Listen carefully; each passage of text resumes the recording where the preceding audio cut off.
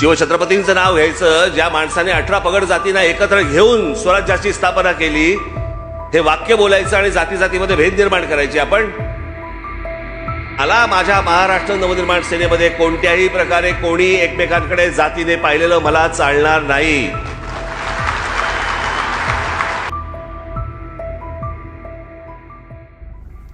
आता दिसत असेल तर मित्रांनो, आपण गाडी कोल्ड स्टार्ट केलेली. आता जवळजवळ वाजलेत 6:30. आत्ताशी दिवस उगू राहिलाय. तर आता आपण काय करू, पहिले गाडी वळून घेऊ, बरोबर का नाही?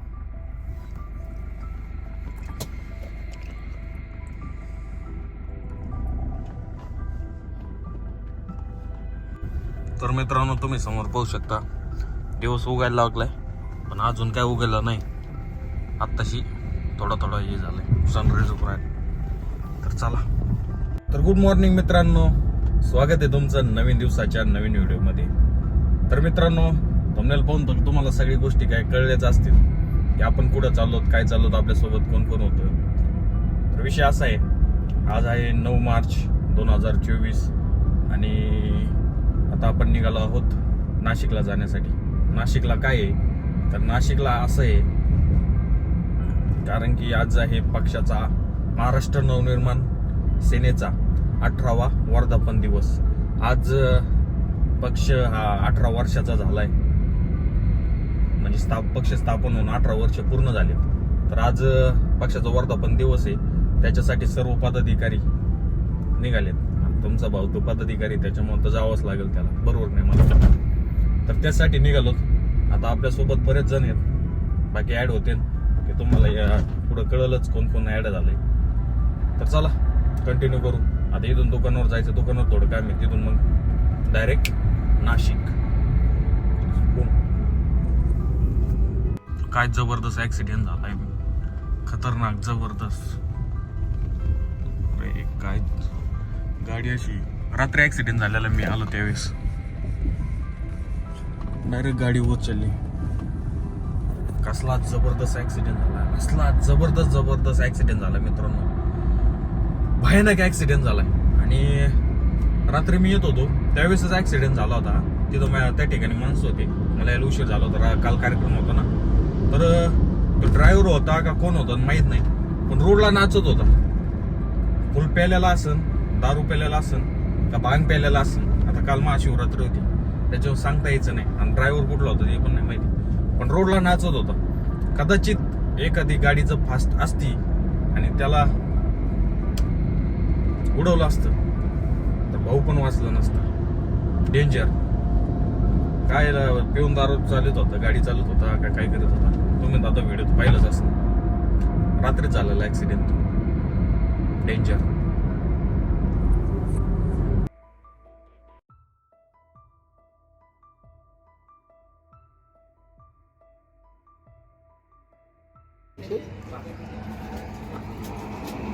क्या बात है?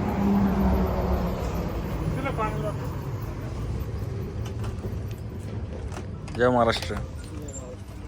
प्रमोशन.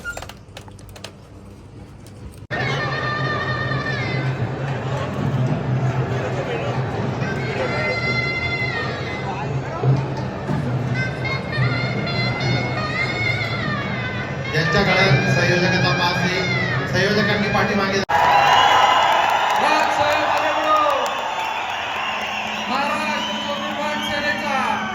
माननीय राजसाहेब तुम आगे बढ़ो, माननीय राजसाहेब तुम आगे बढ़ो.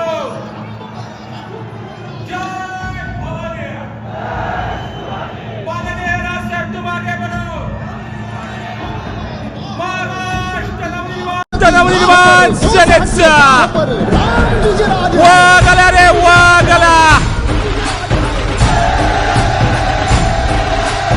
सन्माननीय राजसाहेबांना विनंती करतो की त्यांनी छत्रपतींच्या पुष्पहार अर्पण करावा.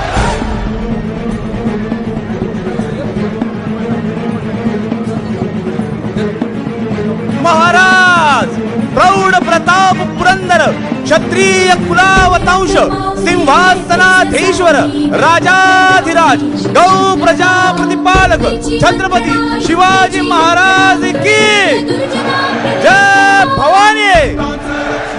आज सेतू हिमाचल हिंदूंचे कैवारी लाखो युवकांचे प्रेरणास्थान अखंड हिंदुस्थानाचा नरसिंह शिवमुद्रा ध्वजधारक हिंदू धर्मरक्षिता प्रबोधनकार विचारक हिंदू जननायक सन्माननीय राजसाहेब ठाकरे यांचा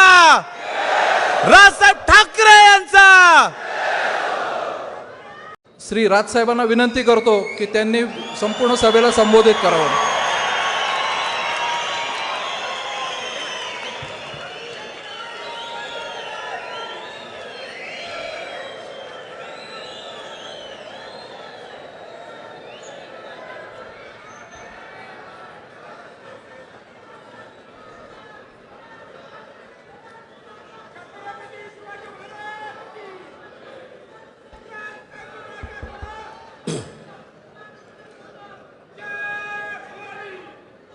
जमलेल्या माझ्या सर्व महाराष्ट्र सैनिक बांधवांनो आणि भगिनींनो,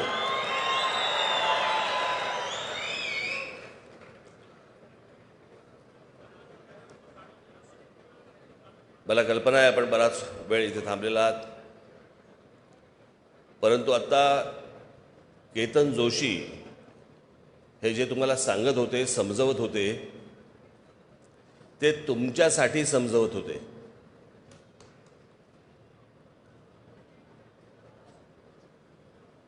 की हा सोशल मीडिया हा आपण कशा प्रकारे वापरला पाहिजे,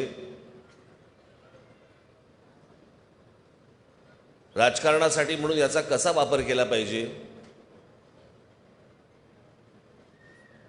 लोकांपर्यंत तुम्ही कसे पोहोचलं पाहिजे. जे माध्यम इतकं पॉवरफुल, अत्यंत महत्त्वाचं माध्यम जे तुमच्या हातामध्ये आहे, ज्याच्याबरोबर तुम्ही रोज सकाळीपासून रात्रीपर्यंत खेळत असता, ते माध्यम तुम्ही कशा प्रकारे राजकीयदृष्ट्या वापरलं पाहिजे, ज्याचा उपयोग पक्षाला होऊ शकेल,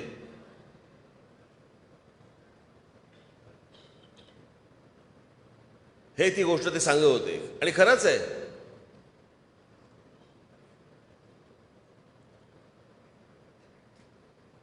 माझ्याही बाबतीत काय काय टाकतात.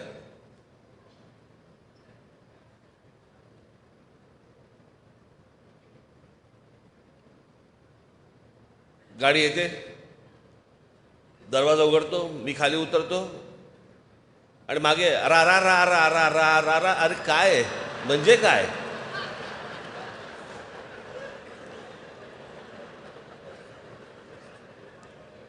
यातनं हाताला काय लागलं? ना तुमच्या ना माझ्या.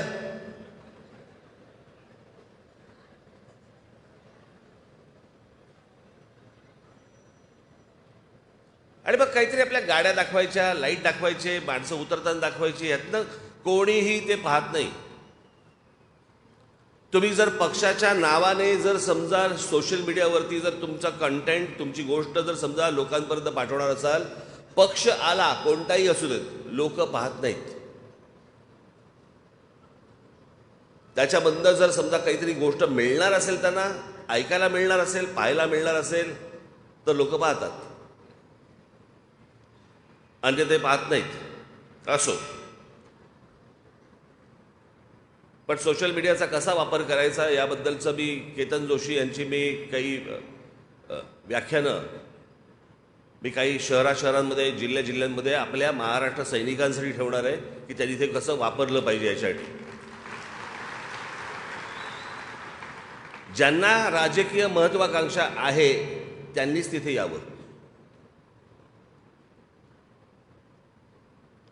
आज महाराष्ट्र नवनिर्माण सेनेला 18 वर्ष पूर्ण होत आहेत.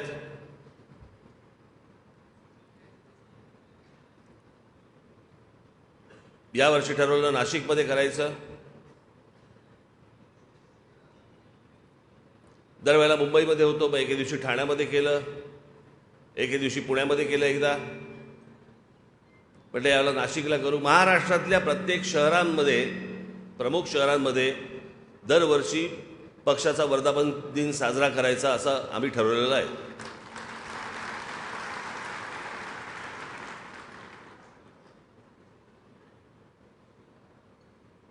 आता पुढे कधी कुठच्या शहरामध्ये करायचा त्याचं बघू, आता कॉईन उडू.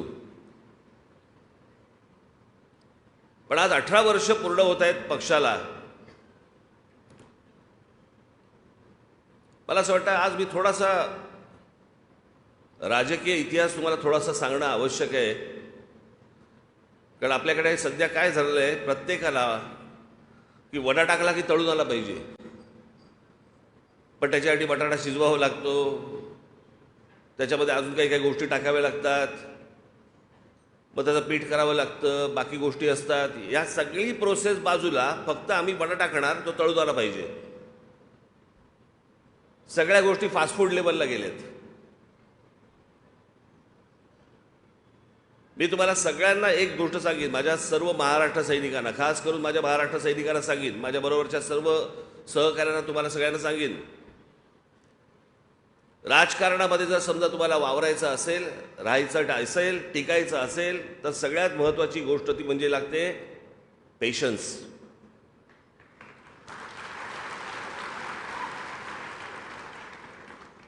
तुमच्या आजूबाजूचे इतर जे आपले राजकीय पक्ष आहेत, यांचं यश तुम्हाला आत्ता दिसतंय.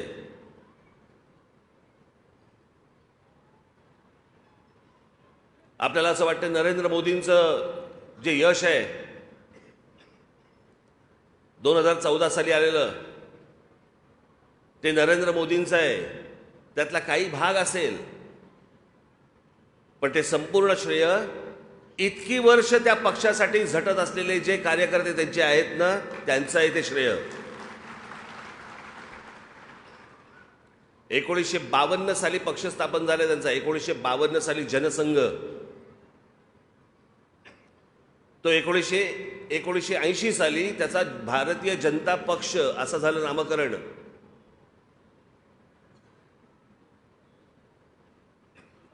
आणि 52 सालापासून इतक्या लोकांनी खस्ता खाल्लेल्या आहेत. त्याच्यामध्ये मग अडवाणीजी आले, अटलजी आले, सगळेच आले. महाराष्ट्रात बघायला गेलं तर प्रमोद आमचे महाजन झाले, गोपीनाथराव मुंडे झाले, सूर्यभान वाडणे झाले, अनेक लोक आहेत. ज्या अनेक लोकांनी, हशू अडवाणी झाले, इतक्या लोकांनी जे इतकी वर्ष ज्या खस्ता खाल्लेल्या आहेत ना, त्याच्यातनं आलेलं हे यश आहे. अचानक मिळालेलं यश नाही आहे.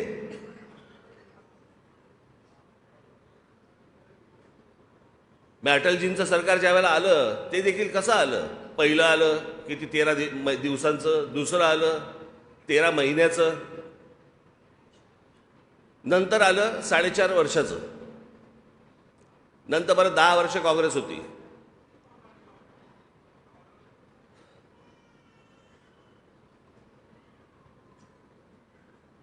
गेल्या 18 वर्षामध्ये मी माझं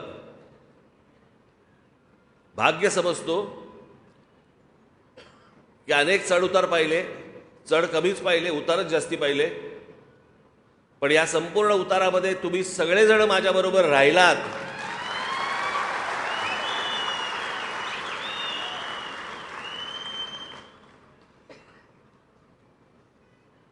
यश काय, कुठे जातं यश? मिळणार, निश्चित मिळणार.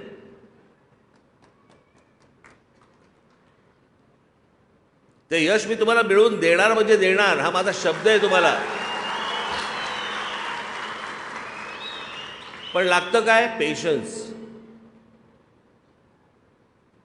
तो जर ठहराव जर समजा तुमच्यात नसेल, काही नाही, गोट्या कुठेतरी घरंगळत जाणार.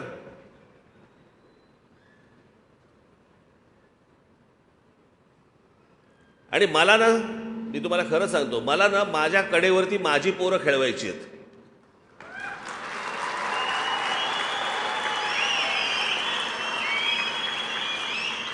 कारण सध्या महाराष्ट्रामध्ये काय झालंय, दुसऱ्याची पोरं कडेवरती घेऊन फिरण्यामध्ये जो आनंद मिळतोय,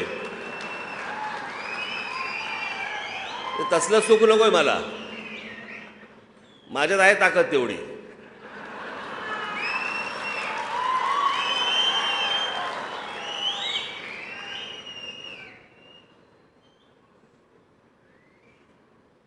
पण हे पक्ष उभं करणं, पक्ष चालवणं, राष्ट्रवादी काँग्रेस पक्ष आपल्या आधी 10 वर्ष अगोदर आला, पण त्याला मी पक्ष नाही म्हणणार. तो निवडून येणाऱ्या माणसांची बांधलेली मोळी आहे ती. आणि शरद पवार साहेब हेच करत आले आजपर्यंत. जे जे निवडून येतात त्यांना बरोबर घेतात, त्याची एक मोळी बांधतात आणि सांगतात हा माझा पक्ष. ते वेगळे झाले तरी ते निवडून येणार आहेत. हा तर झालेच.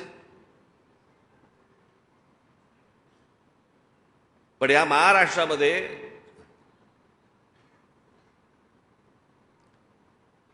जर खऱ्या अर्थाने जर पक्ष स्थापन कुठचे झाले असतील तर एक पहिला जनसंघ, त्याच्यानंतर शिवसेना आणि त्याच्यानंतर महाराष्ट्र नवनिर्माण सेना.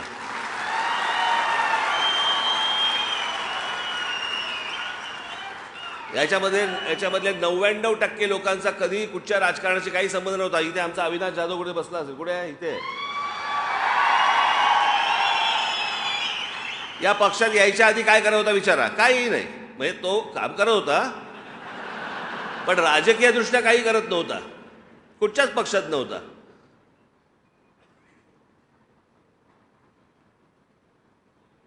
असे हजारो तरुणी या पक्षामध्ये आहेत की जे अनेक ठिकाणी नावारूपाला आले, मोठे झाले, होत आहेत, अजूनही होतील. तुमच्यातले अनेक आमदार होतील, नगरसेवक होतील.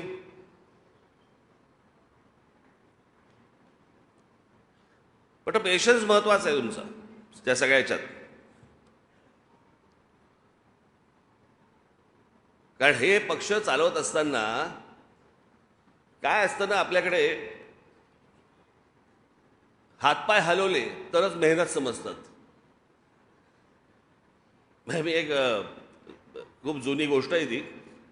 एकदा राम गणेश गडकरी त्यांच्या, मी ऐकलेली गोष्ट होती. राम गणेश गडकरी एकदा त्यांच्या कोकणाच्या घरामध्ये, कोकणाची घरं सगळी अशी उघडी, दारं खिडक्या, दरवाजे बंद असे पण खिडक्या बिडक्या उघड्या, आतलं घर अख्खं दिसायचं. एक माणूस राम गणेश गडकरींना भेटायला गेला. त्याला खिडकीतून दिसलं राम गणेश गडकरी नुसते बसलेत तिथे. त्या दरवाजावरती टकटक केली. त्यांच्या पत्नी आल्या. बोले काय? बोले मी जरा लांबून आलोय, गडकरी साहेबांना भेटायचंय, जरा सांगता का, जरा निरोप देता का, मी असं असं आलोय. ते बोले बसा तुम्ही बाहेर वरांड्यात, ते जरा कामात आहेत. अर्ध्या तासाने परत त्यांनी दरबार ठोकला. तो बोला अहो गडकरी साहेबांना सांगितलं का तुम्ही? ते बोले हो मी जरा सांगितलंय, तुम्ही बसा, ते जरा कामात आहेत.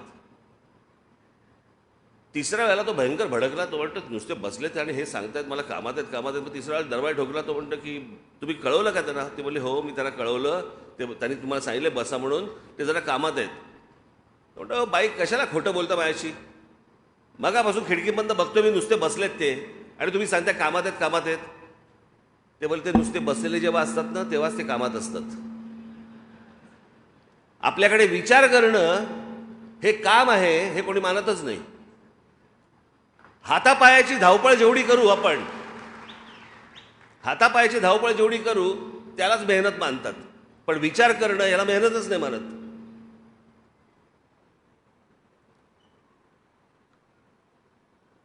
अनेक वेळेला अशा गोष्टी असतात की ज्याला एक काही बाबा स्ट्रॅटेजीचा भाग असतो. काही वेळेला काही गोष्टी सांगता येत नाहीत.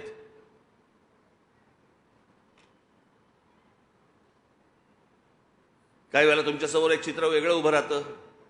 नशीब महाराजांच्या वेळेला सोशल मीडिया नव्हता.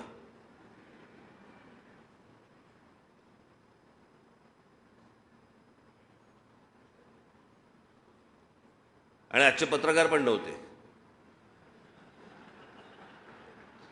नाही तर पत्रकार परिषदेमध्ये विचारलं असतं महाराजांना त्यांनी, महाराज जरा तो गनिमी कावा सांगता का, काय होता तो? त्या दिवशी इथे मी आलो, कुठे बसले आमचे पत्रकार बांधव? हा इथेच बसलेत सगळे. त्या दिवशी मी इथे आलो, पत्रकार परिषद घेतली. काय विचारावं एका माणसाने मला प्रश्न. मला बोलला नरेंद्र मोदी सध्या महाराष्ट्रामध्ये फिरतायत, सभा घेत आहेत, तुम्हाला वाटतं ते लोकसभेसाठी घेत असतील? मी म्हटलं चला हे माझ्या लक्षातच नाही आलं, म्हटलं ते लोकसभेसाठी घेत असतील. म्हटलं विलक्षण, म्हटलं तू माझे डोळेच उघडलेस. हा काय प्रश्न आहे?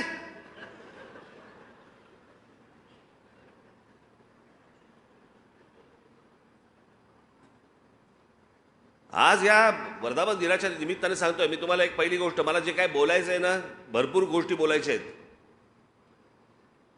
पण त्या 9 एप्रिलला गुढीपाडव्याच्या सभेला शिवतीर्थावर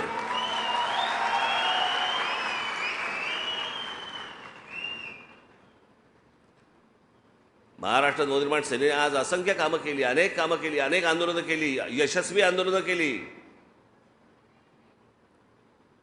माझ्या अनेक महाराष्ट्र सैनिकांनी तुरुंगवास भोगला, माझ्या सकट लाट्या काट्या खाल्ल्या महाराष्ट्रासाठी, मराठी माणसासाठी.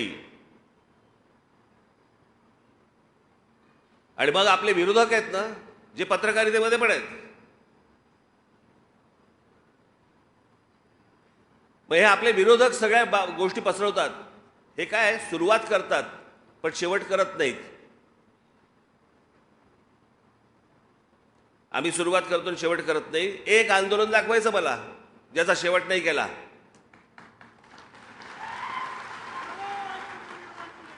बाकीच्यांना प्रश्न नाही विचारणारे. मग आता आम्ही विचारतो की मागच्या सरकारांनी एक विषय पुढे ढकलला होता, त्याचं पुढे काय झालं, शेवट का नाही झाला? अरबी समुद्रामध्ये शिवाजी महाराजांचं, आमच्या शिवाजी महाराजांचं स्मारक अजूनपर्यंत का नाही झालं? पंतप्रधान आले, फुलं वाहून गेले ना, काय झालं त्या फुलांचं? अशा कित्येक गोष्टी आहेत की ज्याच्यासाठी त्यांनी आंदोलनं केली पण त्याचा शेवट नाही झाला. महाराष्ट्र नवनिर्माण सेनेने जेवढी आंदोलनं केली त्याचा शेवट झाला. तुम्हाला मोबाईल फोनवरती मराठी ऐकू यायला लागलं.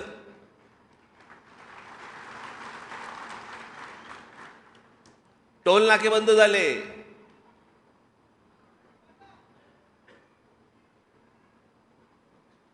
पासष्ट 67 टोल नाके या महाराष्ट्रामधले बंद झाले.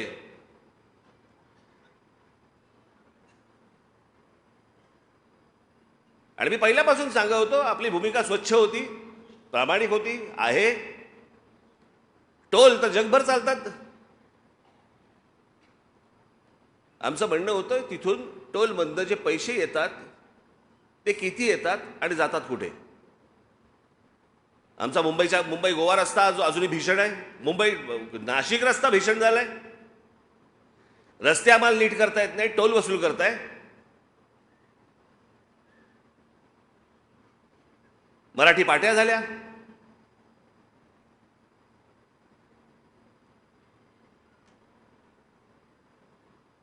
त्या अनेक प्रार्थना स्थळांवरचे, मशिदींवरचे आम्ही भोंगे काढायचं म्हटलं, बंद झाले होते भोंगे.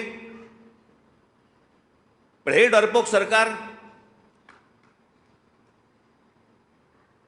आधी जे उद्धव ठाकरे सरकार होतं त्या काळामध्ये आपण हे भोंग्यांच्या बद्दल बोललो. ते भोंग्यांच्या बद्दल बोलल्यावरती माझ्या 17,000 महाराष्ट्र सैनिकांवरती केसेस टाकले होते. आणि हे म्हणे स्वतःला समजतात हिंदुत्ववादी. 17,000 माझ्या पोरांवरती केसेस टाकल्यात. तुम्ही काय चुकीचं केलं होतं त्यांनी?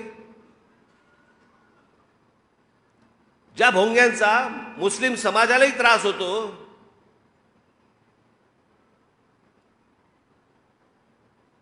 हा आमचा इथे मामू आला असेल. मामू कुठे आहे? हा बघा, काल त्याच्या भागात गेलो होतो मी. तिकडे अनेक मुस्लिम समाजातले अनेक मुस्लिम बांधव मला सांगत होते की मला तर एक पत्रकार पण भेटला होता मला पुण्यामध्ये. त्याने सांगितलं माझी मुलगी लहान आहे, मला त्या भोंग्यांचा त्रास होतो. मी जाऊन त्या मशिदीमध्ये त्या मौलवींना सांगितलं, ते ऐकायला तयार नाहीत. ज्यावेळेला हे आंदोलन झालं त्यावेळेला सगळ्या ठिकाणी सगळं बंद झालं होतं. पण सरकारच ढिली पडल्यानंतर परत सगळं सुरू झालं.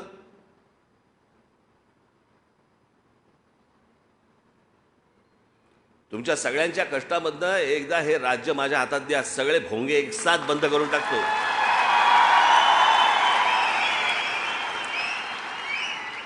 बघू कोणाची हिंमत आहे त्याच्यानंतर परत भोंगा लावायची.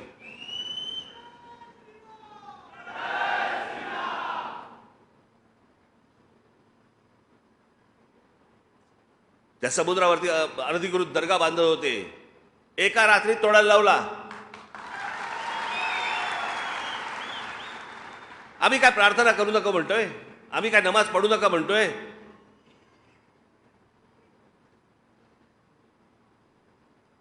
आम्ही बाकीच्या कुठच्या गोष्टींना हात घालतोय. अरे समुद्रावरती हळूहळू हळूहळू सुरू करताय. ते झाल्यानंतर तुम्ही महत्वाची गोष्ट त्यातली बघा, ते झाल्यानंतर देखील मुस्लिम समाजाकडनं कोणती प्रतिक्रिया नाही आली, कारण त्यांनाही कळलं अनधिकृत आहे. पण हे केलं कोणी? का सरकारच्या लक्षात नाही आलं? जिकडे तो दर्गा होत होता त्याच्या बरोबर 100 फुटावरती तिथे पोलीस स्टेशन आहे. का नाही त्यांच्या लक्षात आलं? का नाही महानगरपालिकांच्या लक्षात आलं? मी हे तुम्हाला एवढ्यासाठी सांगतोय की बाकीचे लोक ज्या प्रकारचा अपप्रचार आपल्याबद्दल करतायत त्यावेळेला तुम्ही त्यांना सडकवून सांगितलं पाहिजे. त्याच्याकडे पण एक पुस्तिका पण काढली, एक आपण पुस्तिका पण त्याच्यासाठी काढली की आपण काय काय काय आजपर्यंत आंदोलनं केली आणि त्याचे रिझल्ट काय ते तुमच्यापर्यंत पोहोचलं नसेल तर पोहोचवायचा मी सांगतो या सगळ्या लोकांना तुमच्यापर्यंत पोहोचवायला. तेव्हा त्या लोकांशी बोला, त्या पत्रकारांशी बोला जेव्हा तुमच्यावरती आरोप करतात त्यावेळेला. गेल्या 18 वर्षामध्ये आपल्या पक्षाने जेवढी आंदोलनं केली, यशस्वी आंदोलनं केली, इतर कोणत्याही राजकीय पक्षाने केलेली नाही आहेत.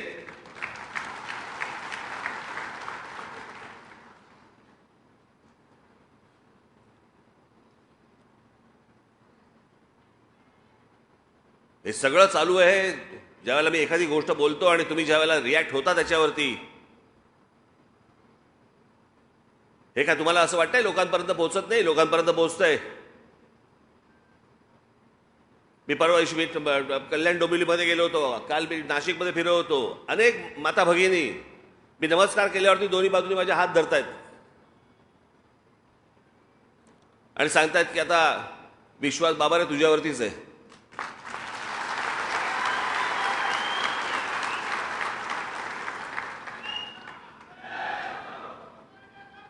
तर विश्वास टिकवणं हीच सगळ्यात महत्वाची गोष्ट आहे आणि हीच मला असं वाटतं वर्धापन दिनी आपण शपथ घेणं गरजेचं आहे की बाकीच्यांनी जो विश्वास घालवलेला आहे, ज्या प्रकारचं राजकारण सुरू आहे, कोण कुठे आहे तेच कळत नाही. म्हणजे कोणाचंही नाव घेतलं तर विचारावं लागतं कुठे आहे म्हणजे तो. त्याशिवाय मला एका नाट्य संमेलनामध्ये 5 नगरसेवक भेटायला आले. नमस्कार साहेब, आम्ही राष्ट्रवादीचे नगरसेवक. म्हटलं बरं, कोणाचे? तर त्यातले 3 बोलले आम्ही शरद पवारांचे, 2 बोलले आम्ही अजित पवारांचे. पण आले होते एकत्र. माझं अजूनही ठाम मत आहे सगळे आतून एकच आहे.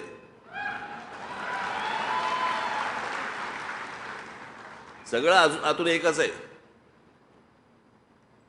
फक्त येडे बनवतायत, तुम्हाला मूर्ख बनवतायत. आपापलं सगळं ह्यांचं राजकारण सगळं सुरू आहे आणि महाराष्ट्राची फक्त माती होतीये.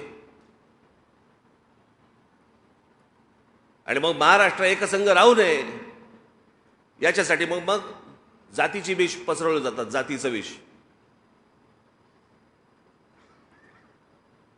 ते जरांगे पाटील ज्यावेळेला उपोषणाला बसले होते, मी गेलो होतो तिकडे, त्यांच्या समोर सांगितलं हे होणार नाही.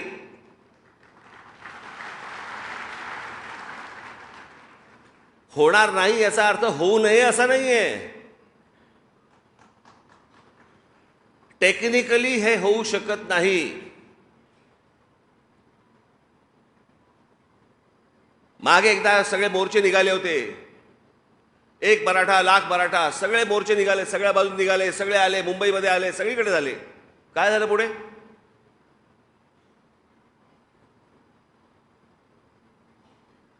महाराष्ट्रामधल्या माझ्या मराठा बांधवांना, भगिनींना माझी हीच विनंती आहे, ह्यांच्या भूलतापांना बळी पडू नका. जी गोष्ट घडू शकत नाही, होऊ शकत नाही, याची हे आश्वासन देत आहेत. आज विषय आहे मुलांच्या नोकऱ्यांचा, मुलांच्या शिक्षणाचा. महाराष्ट्रासारखं प्रगत राज्य शिक्षण देऊ शकत नाही, नोकऱ्या देऊ शकत नाही. बाहेरच्या राज्यांमधली लोक आम्ही पोसायची आणि आमच्याकडचे लोक आंदोलन करणार.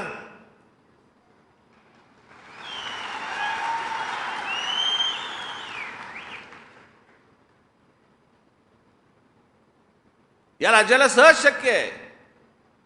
येणाऱ्या प्रत्येक जन्माला येणाऱ्या व्यक्तीला शिक्षण आणि रोजगार देणं हे महाराष्ट्राला पूर्णपणे शक्य आहे. पण महाराष्ट्र तुम्ही एकत्र राहताच कामा नये. तुम्ही मराठी म्हणून एकत्र असताच कामा नये. महाराष्ट्र एकसंघ राहू नये. तो वेगवेगळा असावा. मग वेगवेगळ्या जातींमध्ये विष कालवायचं. आणि विष कालवायला तर नेते बसलेलेच आहेत. मग मराठ्यांचं झाल्यावरती ओबीसी उभे राहणार. ओबीसी उभे राहिल्यावर अजून कोणी उभे राहणार. आमच्याकडे महापुरुषांचा वाटप तर झालेलाच आहे. हा या जातीचा महापुरुष, हा या जातीचा महापुरुष, हा या जातीचा महापुरुष, हे करून ठेवलं याच लोकांनी. तुमची जेवढी मतं विभागली जातील तेवढी यांच्या फायद्याची आहेत. तुम्ही एकत्र महाराष्ट्राचे मराठी म्हणून जर समजा एकत्र आलात, हे यांना नकोय. या देशालाच नकोय. हे तुमच्यामध्ये विष कालवण्याचे धंदे जे सगळ्या सध्या सुरू आहेत ना, हे बाबांनो ओळखा. हा फक्त महाराष्ट्रामधल्या मराठा समाजाचा विषय नाहीये. हा प्रत्येक राज्यांमधल्या त्या त्या तिकडच्या समाजाचा विषय आहे. एका जातीबद्दलचा विषय जर समजा उद्या कोर्टामध्ये गेला तर या देशातल्या प्रत्येक राज्यामधल्या जाती उभे राहतील आणि हा आरक्षणाचा विषय अख्ख्या देशभर पेटेल. जे होऊ शकत नाही, जे सुप्रीम कोर्टातनं होऊ शकत नाही, त्याच्यासाठी अधिवेशन घ्यावं लागेल लोकसभेचं. ते घेता येणार नाही जोपर्यंत निर्णय येणार नाही तोपर्यंत. काहीतरी वकिलांशी बोलून बघा. मी खोटं नाही सांगत आहे.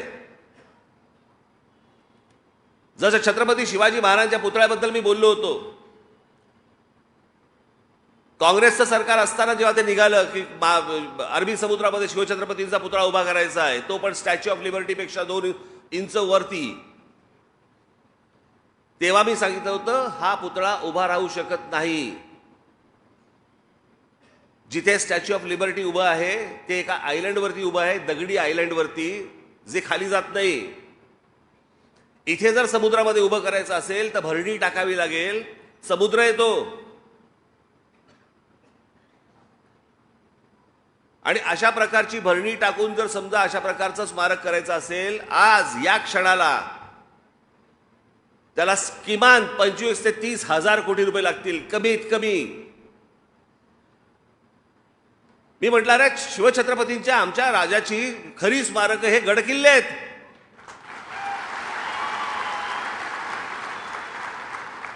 भविष्यातल्या येणाऱ्या पिढ्यांना आम्ही काय दाखवणार आहोत? पुतळे.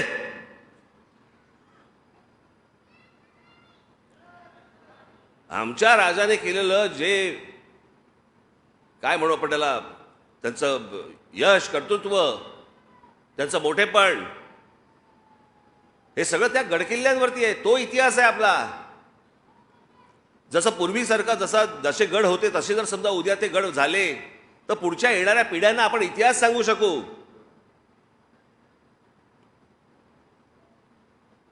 आज किती वर्ष झाली तो पुतळा उभा राहायचा आहे. काँग्रेस होती तेव्हा पण तेच सांगत होते. भाजप शिवसेना आली पण तेव्हा पण तेच सांगत होते. आताही तेच सांगतायत. तेवढ्यामध्ये वल्लभभाई पटेलांचा होऊन गेला. पण तो समुद्रात उभा नाही राहू शकत. मी तुम्हाला सांगतोय, हे नीट विचार करून सांगतोय, कोणाला तरी विचारून सांगतोय. मला तुम्हाला फक्त एवढंच सांगायचं, हे ज्या प्रकारच्या भूलथापा देऊन जाती जातीमध्ये विष कालवून तुमच्याकडनं जी मता ओरबडून घेतात ना, आणि ज्या प्रकारची प्रतारणा जे तुमच्याशी करतात, ही मला असं वाटतं तुम्ही ओळखणं गरजेचं आहे, आवश्यक आहे.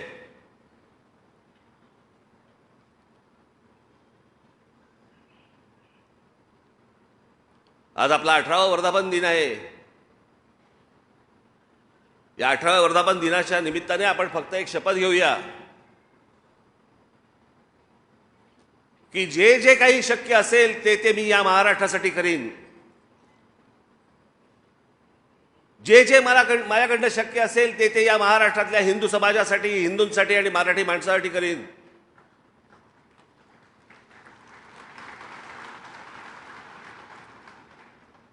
हे आत्ताचं चाललेलं राजकारण हे आळवावरचं पाणी आहे. यातनं हाताला काही लागणार नाही. आपल्याला महाराष्ट्र घडवायचा आहे. जो महाराष्ट्र पूर्वी होता तसा महाराष्ट्र आपल्याला उभा करायचा आहे, जातीपातींशिवाय उभा करायचा आहे.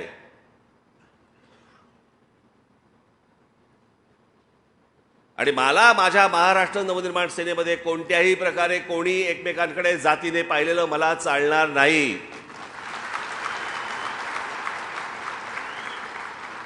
तो खालचा आहे का वरचा आहे का, कोण वरचा आहे कोणी ठरवलं वरचा आहे, आणि खालचा आहे कोणी ठरवलं खालचा आहे. शिवछत्रपतींचं नाव घ्यायचं ज्या माणसाने 18 पगड जातींना एकत्र घेऊन स्वराज्याची स्थापना केली, हे वाक्य बोलायचं आणि जाती जातीमध्ये भेद निर्माण करायची आपण. मला असं वाटतं सर्व जाती सर्वांनी आपण एकत्र येऊन हा महाराष्ट्र घडवण्याचं एक स्वप्न आपण पाहूया, ते प्रत्यक्षात आणूया. आणि आज या 18व्या वर्धापन दिनानिमित्त मी आपल्याला सर्वांना मनपूर्वक शुभेच्छा देतो. येणाऱ्या निवडणुकांचे काय निर्णय घ्यायचे ते लवकरच तुमच्यासमोर मी सांगीन, आणेन. तोपर्यंत आणि पुढे पण काय ठेवायचे तुम्ही? पेशन्स. जय हिंद, जय महाराष्ट्र. धन्यवाद राजसाहेब.